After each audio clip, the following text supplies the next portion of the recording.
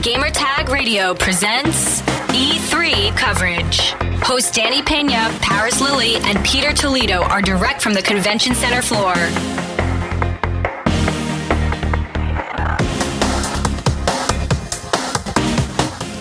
All right, live E3 2018. We just finished watching PlayStation E3 briefing.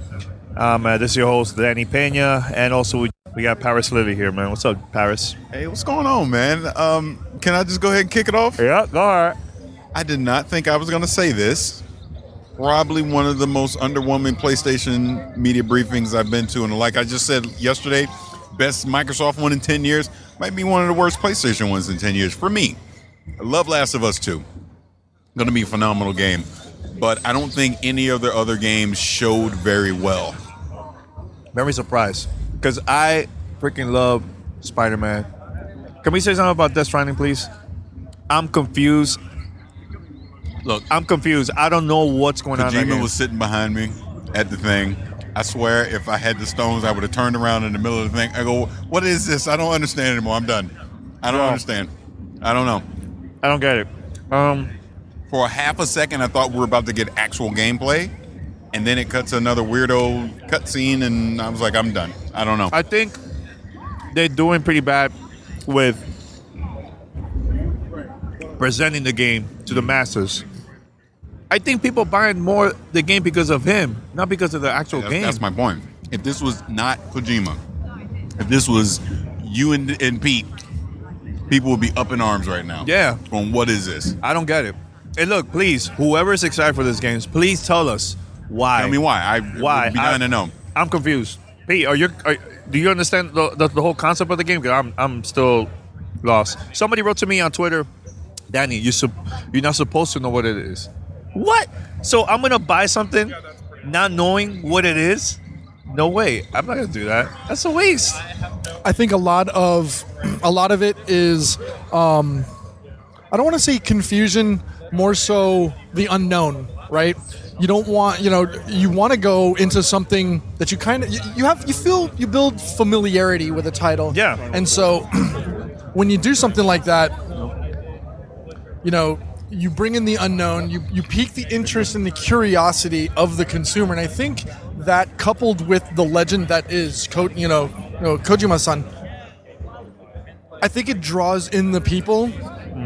The mystique of what it is. I can tell you, I have no idea, and I echo Paris' sentiment.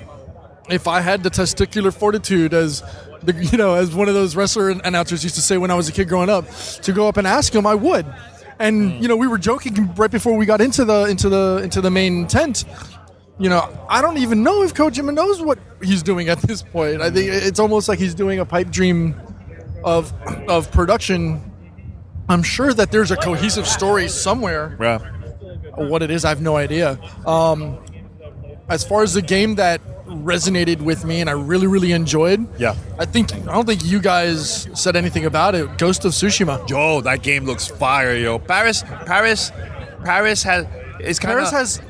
alternative facts going on about the game. What? No. Honestly, that game is fire. I like it. I like it a lot. I want to hear why. What your reasoning as to why you don't like it? I think the game looks beautiful. I love the premise of what they're trying to do. Don't get me wrong, but I guess the skeptic in me sees that it still needs a lot of tuning on the AI side of the enemies. There was a lot of 2-on-1, 3-on-1 where he's engaged with one enemy and the other guys are just standing there watching. That kind of stood out to me. So that's something that can be fixed. I'm not saying, the game's ruined, it's going to be terrible, but that just stood out to me in a demo. So it's another showing where I say it didn't show well for me. And I could be wrong. I'm just giving my opinion on it. Spider-Man was very similar to that as well, though. Like, there was characters, there was the enemies that he was fighting. Yeah, 2 to 3, 4, 5, 6 at one, 6 on 1 at one point. But there was only 1 or 2 ever really approaching the character. That's my point. And maybe that's just a character flaw of these games where you're not going to have 6 people bum rushing a character at the same time. Control. Remedy. Pete, I'm a huge fan of Remedy. Paris was like, yo, it looks like Quantum Break. I'm like, yo, this could be Remedy's new game. The thing that is shocking, 505 is publishing that. That game looks fire though, man. Honestly, the publisher, I don't think makes a big deal. No, but the thing is, they're not known. You know what I'm trying to say though, Paris? 505 Games. I'm surprised, because we see their titles on the past. I never seen a game legit like this from 505. But maybe that's just Sony giving other, publishers a chance to push the title. You know what I mean? No, that's a good thing. I love. I don't know, game. but I'm just saying that the way it came off sounded kind of negative, and I don't know. It's just surprising. It's just surprising, not being negative. I don't know. I freaking love. Look, I'm a huge Remedy fan. I'm buying this day one, yo. And I'm curious why didn't Xbox allow Remedy to do something like this? Well, I think there's some behind the scenes stuff there that we don't know. I think that's what it is, but because Quantum Break underperformed, and they probably decided to move on, and maybe this was a big budget project that Microsoft just didn't necessarily feel comfortable funding. So 505 did, and here we are. Now, it was cool that they were showing love to Dreams. I think that game needed to. I think it would have been cool to see more than just those little short clips. Now, Paris, I'm going to be real with you. I think that the way how we came into the press conference and we were all standing, they show us an amazing Last of Us footage. Amazing. Mm-hmm. I just didn't like the whole come in, stand, watch this trailer. Okay, let's go to the next room. I think the flow kind of killed it, man. If they, you know what I'm trying to say, and especially the people at home, they were making fun of it. Well, that goes back to what I was saying. This was underwhelming to me. Look, I get what they were trying to do with it, and I applaud the effort. I just don't think the execution of it played off very well. But again, when you're the king, it doesn't matter. You can do these things. I'm surprised that you didn't like Spider-Man. Very surprised. It's not that I didn't like it. I thought the previous E3 showing was better than this one. But I understand what they're doing. Sinister Six, they're playing that up. We obviously saw some cool web mechanics that happened, but it was a lot of cutscenes in there, though. A lot of you're not actually controlling Spider-Man within that demo that we had. I'm getting it September 7th, don't get me wrong. I'm not saying, the game's terrible or whatever, but hey, look, Ted Price was sitting behind me too. Maybe I should turn around and say something to him. I will say though, and going back to what you were talking about, we had the church or the barn dance scene from the demo that they played on the screen. They transitioned us into the tent, Ghost of Tsushima, went right into that. Where we're at right now, it's very Japanese. We got bamboo. You've got the red maple leaves on the floor, which we saw in the game. The bamboo over there. You've got the cityscape of New York, obviously alluding to Web of not Web of Shadows, but Spider-Man. So you have all of these different quote unquote experiences of what they're showing here at the press conference. I don't know if I would go so far as say this is their worst effort. I don't know if I would say it was underwhelming. I liked what I saw on the screen, and I think this is Sony going more with the aesthetic. I think this is different. This is their aesthetic. This is their design principles and stuff like this at play. Oh. It works. It's definitely separate and apart from, I guess, the corporate cookie cutter Microsoft presentation, because you go in, it's your press conference, sit down. I think go bye-bye. Like the thing that they were saying that they were going to focus only on their full games, and that was their main focus. I think they did pretty good with that. I just wasn't a fan of standing, seeing the trailer, hype, excited, move. Like the vibe, I was super excited walking to the next room. The vibe just went downhill after that, because it killed it for me. Imagine if we would have sat down that tent that we were at, the second tent, and they were just showing trailers back to back. I think I would be like, oh man, it's super excited still. Want us to leave them. I'm gonna leave this. Okay, that's fine. Nice. So that's what's going on. Anything else, Paris, you want to say about that, Pete? Anything else? No. I mean, I'm probably being a little too harsh. This is obviously the instant reaction. We just walked out. I think I was expecting a little more with it. And maybe that's the thing. And just so people understand the setup here, they have playable stations. Spider-Man's playable here. It's kind of a party atmosphere, people eating food, all that kind of stuff. That's all great that Sony's doing this, and it's fine. I just think from a pure gaming standpoint, I wanted to see more. You know what it is? It's Death Stranding. Gosh darn it, it's Death Stranding.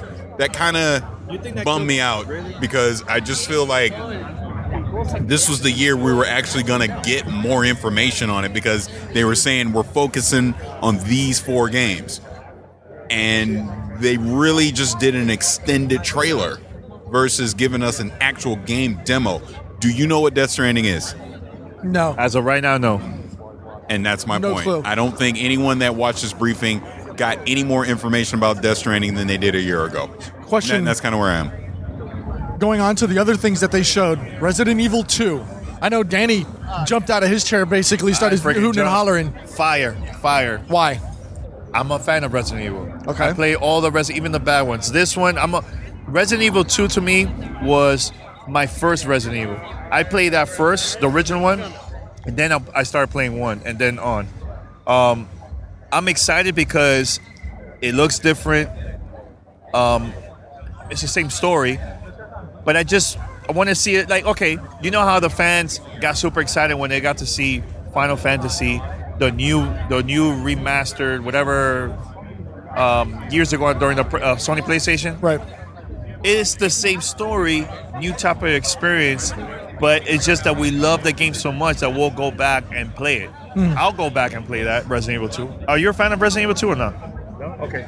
All right, for those that are not fans, of course you're going to move on, but I love Resident Evil 2, so I'm definitely going to buy that, man. Okay, Definitely. and then the other one, which I think caught a lot of people by surprise, Neo 2 from Team Ninja.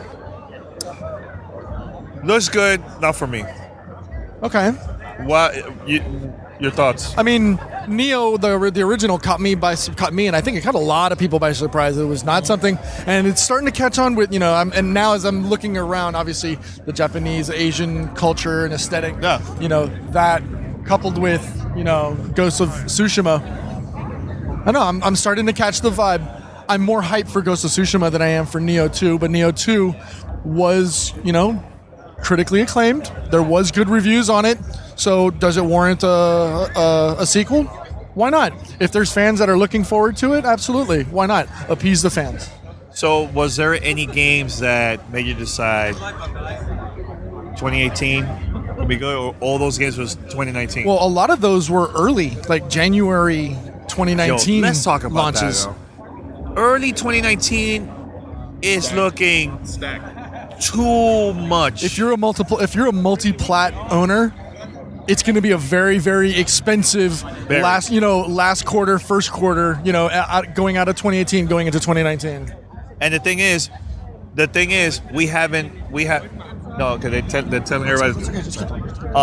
The thing is, as of right now, we don't know anything about Nintendo, like what are their plans for the early next year. But as of right now, what are the games stood out the most to you for early 2019 that you think you see yourself buying it? I mean, what do we got? We got Anthem, we got Days Gone, we got Kingdom Hearts. For you. Oh, for me? Yes, for you. Probably Days Gone. Days Gone. Okay. And then I'm pretty sure I'll get Anthem. I'm not counting anything in March. I'm just looking January and February. So Days Gone was absent from here. Yeah. Well, they already said ahead what they were going to focus on. It wasn't going to be Days Gone. So, I mean, I don't know. I mean, those will probably be the games off the top of my head. I mean, the January games, I can't think of anything that I personally would want to get. You know what I'm kind of confused about some stuff about you, Paris? Because Crackdown wasn't at the showcase. Nope. That's horrible. Yep. Days Gone is not here, and it's okay. So I don't get it. Because they said we're going to focus on these 4 games ahead of time. But that game is coming out February. Also, like Crackdown. What's your point? But point is, I have a huge question mark on both of those games. You're the one that just asked me what I would get. I'm trying to tell you if there was games, those were the ones I would get. So what do you want me to do? No, I'm just saying, Paris. You can't. To me. If okay, I won't get Days Gone then because it wasn't here. No, it's not that. It's not that. I don't get it. I want to see, unless it's here in the showcase. No, I have no idea. Unless it's here in the showcase, I haven't seen it. But the thing that I'm trying to say is, for example, Anthem, Days Gone, and Crackdown, huge question marks on those 3 games. No true hands-on, like the majority of people, only select few, or 0 hands-on. To me, it's kind of weird and questionable. I don't know. It just I don't disagree with you at all, because to be honest with you, when we get to January, February, like I said, if there's probably going to be a game that I would get, it's probably going to be those 2, because they got question marks, but if those questions get answered by the time we get to February, they'd most likely be the ones I pick up. Kingdom Hearts, things like that, I don't have interest in. Yeah, that's so fine. I wouldn't get them regardless. Yeah. Okay. So does that answer it? No, yeah. I just wanted to bring that up because, there's no. Hey, something else that wasn't shown here. What? No Destiny was here. I think they're slowly going like this. Look, move to the side. 2 more things that we did not see that we actually we thought was going to happen. No Shenmue 3 and no Final Fantasy 7. They said they got delayed. So I heard from other sources that the game is kind of weird, not looking good right now, but hopefully by them delaying the game, it's going to look better. I'm still going to play it. I already purchased it, so there's no way for me to go ahead. You're all in already. I'm all in, whatever. Even if the game's whack, I just want to complete the story. It's like you watch 2 Star Wars, you want to watch the last one, even if the last one is horrible, just to complete the story. Just to complete it. Anything else? No, I think that wraps it up. I'm the more that I sit and ponder, and I'm not focusing on the food that they're offering here. Yeah. I wouldn't say that this is on the top of their list of press conferences. Above average, I'd say. I'm going to be straight up with you. I think Ubisoft had a better press conference than this, I think so, man. And I think I've never said that before, ever. I've never said that, Okay. I think they had a better presentation, in my opinion, too. As of right now, we haven't seen Nintendo's, because tomorrow's Nintendo. EA has to be the worst of the worst. Ubisoft was pretty up there. Square Enix, disappointing. Jesus Christ, that was pretty bad too. Short. And that's it. You know what's awkward? Danny is usually the most positive person, and he's like become Debbie Downer today at the end of the day. I'm just keeping it 100, man. Like, I feel like, to me, PlayStation had so many great